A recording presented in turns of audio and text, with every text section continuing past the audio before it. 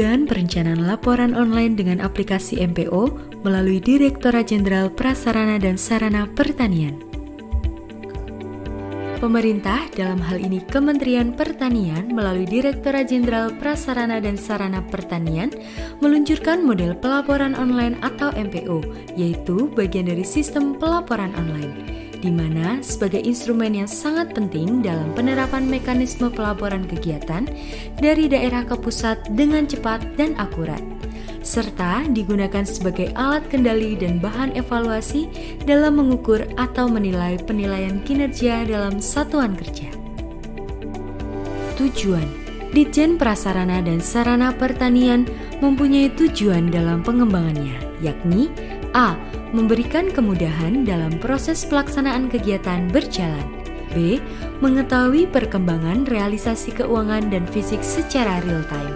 C. Mengefektifkan proses pelaporan secara online dan real-time. D.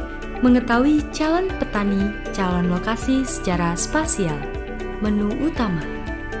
Baik pengguna maupun operator aplikasi MPO dapat mengakses menu-menu utama yang ada di dalam aplikasi MPO ini meliputi: A. Nama satuan kerja.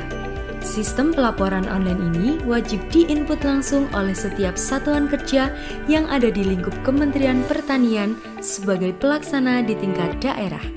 B. Surat keputusan.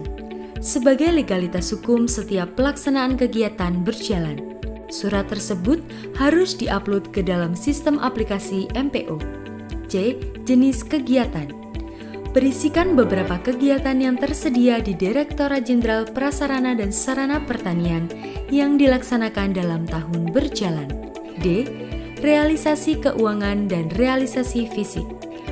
Memberikan informasi pelaksanaan kegiatan berjalan, melihat progres pelaksanaan kegiatan secara real-time, serta terrealisasi secara efektif dan efisien. E. Penerima. Kelompok penerima manfaat dari kegiatan yang berjalan dapat dipantau secara spasial. Mekanisme alur MPO. Lalu, bagaimana satuan kerja dapat mengakses aplikasi MPO ini? Berikut alur mekanisme cara kerjanya. 1.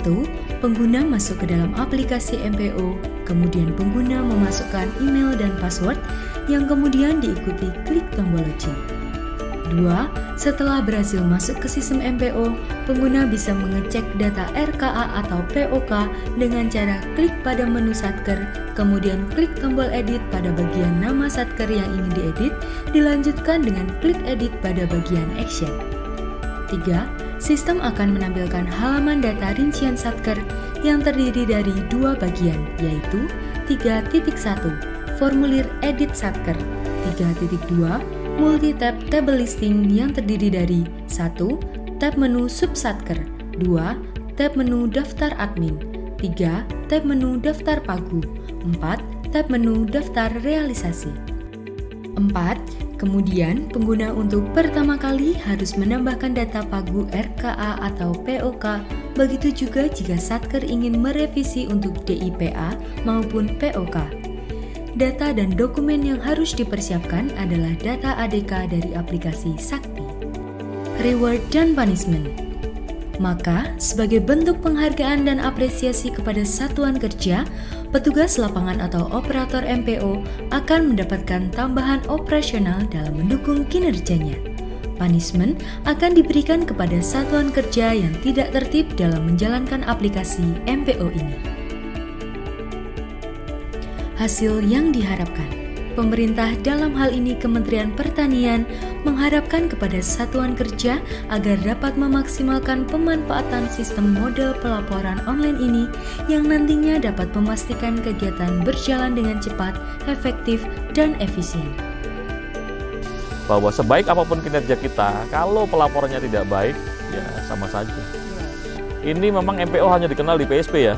Model pelaporan online hanya dikenal di PSP, tidak di salah satu lain, dan ini menjadi ikon PSP, dan kita yakini ini sesuatu yang ikonik dan sesuatu yang memang sangat bagus. Setiap tahun MPO harus mengikuti perkembangan zaman untuk bisa memastikan pekerjaan kita semakin bisa diukur.